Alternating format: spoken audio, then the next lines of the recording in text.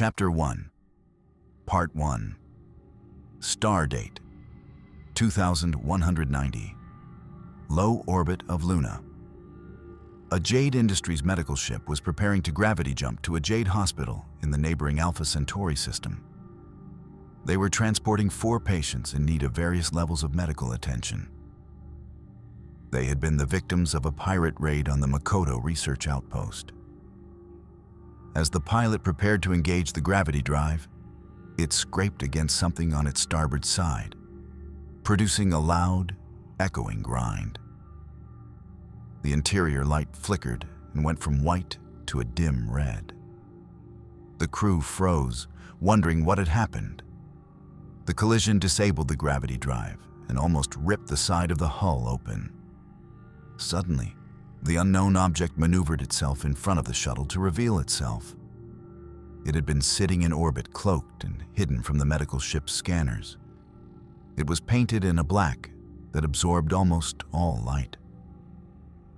Had the sun not been behind it, it would have been invisible to the naked eye. It had sharp, long, vertical knife-like wings with a single large cockpit in the center. The crew sat speechless at what they were looking at. Suddenly, radio static broke the silence. "How troublesome," a deep male voice said, cold and emotionless.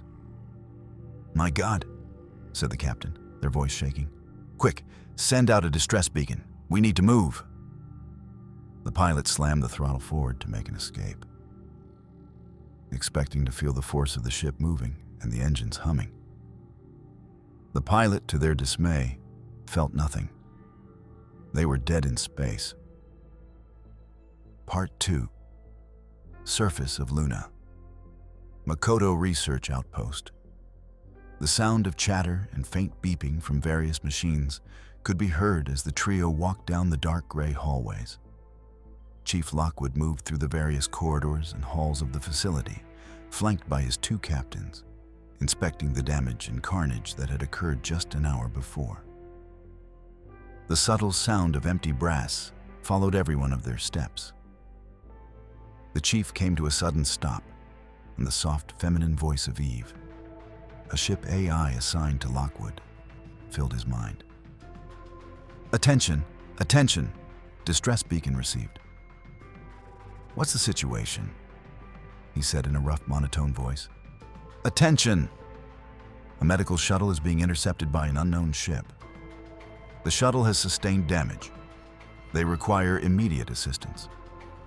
Without saying anything, Lockwood looked to the 2 captains accompanying him, Captain Leo and Captain Gideon, 2 veteran pilots with a collective kill count of 33. On their right shoulder was a jack of spades symbolizing their unit. The 2 pilots looked at Lockwood with a knowing nod. The 3 of them turned and ran to the airfield. "Do we know who's attacking?" Leo asked in between breaths, having to slow down for her slightly slower companions. "Negative. We have no information on the ship. Lives are in danger," Lockwood replied. "That's all I need to know," Leo said as a grin formed under her visor. The thrill of the hunt filled her mind. As the airlock opened, the dusty gray landscape of Luna revealed itself. Mountains and craters of all sizes surrounded the facility. The path to the airfield was lined with slow blinking red lights. Lifeless bodies and debris from earlier skirmishes littered the path to the airfield. Before the trio were 3 Samson A-class gunships, symmetrical and utilitarian in design. The gray and black fuselage was flanked by 4 strong wing-like extensions. The large armor-plated walls of the wings were covered in all kinds of different weapons. EM, weapons for disabling enemies, kinetic, to punch holes into the hulls with brutal efficiency, and dual rocket pods equipped with an array of different types of ordnance. The cockpit featured angular plating, painted red for a sleek, predatory look.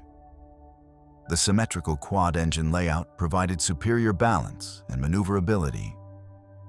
These ships served as the primary heavy assault craft of Jade Industries Special Forces pilots. Eve had already started Lockwood's ship and the other two remotely. Eve, have a recovery team on standby. We must be ready for whatever condition our people are in. Lockwood ordered, voice still calm and collected. The three pilots boarded their respective ships and took off immediately, with a flash of light and a thunderous roar. The pilots were pushing their ships as hard as they could. Leo could see Lockwood pulling ahead. His engines burned as bright as a star. Part 3. The three ships sliced through the sky like a knife. The pilots could feel the intense vibrations from their engines. From the surface, the three ships looked like shooting stars. Eve, begin a sweep of the area for any sign of the shuttle or the unknown ship. Gideon, make contact with the recovery team and tell them to stay a safe distance away until we secure the shuttle, Lockwood said. His eyes scanned the void looking for any sign of the ships. Chief Lockwood, I detected two ships. One is the shuttle and the other is an unidentified vessel. Powering up weapons now. Thank you, Eve. Escorts accelerate to attack speed. We can't let them get away. As the ships neared the first ping, the scene was grim. Slowly rolling in space was the destroyed shuttle. Its white paint was covered in dark burn marks.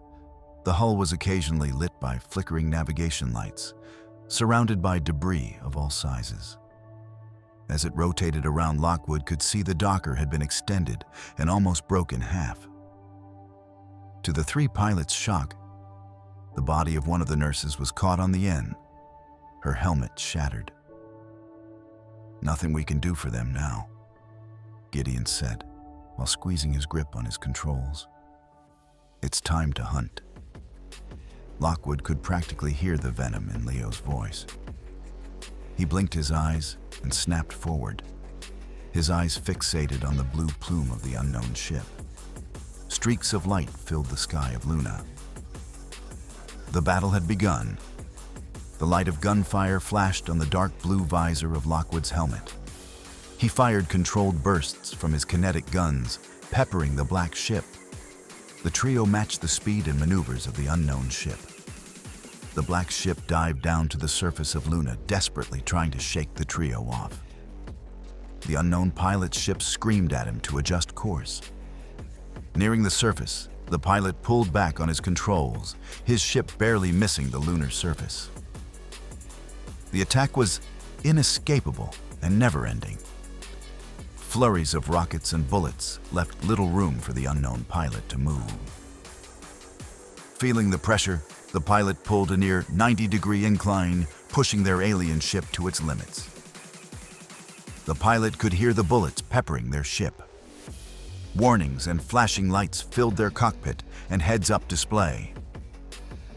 In a last-ditch effort, they went to make a random gravity jump. A flash of light threw the alien ship off course, the prototype gravity torpedo hitting its mark. You're finished, Leo said playfully, as if she just won a game of cards. The unknown pilot asked themselves, what? What happened? As they watched, their view turned to streaks of light, tinted red by the blood dripping down their face. The universe was spinning around them. They could hear the thumping of debris hitting the hull. The massive wings disintegrated, and the ship was dead in space, powerless and at the mercy of the predators closing in. End of Jade Origins, Chapter 1, Parts 1 to 3. Thanks for listening.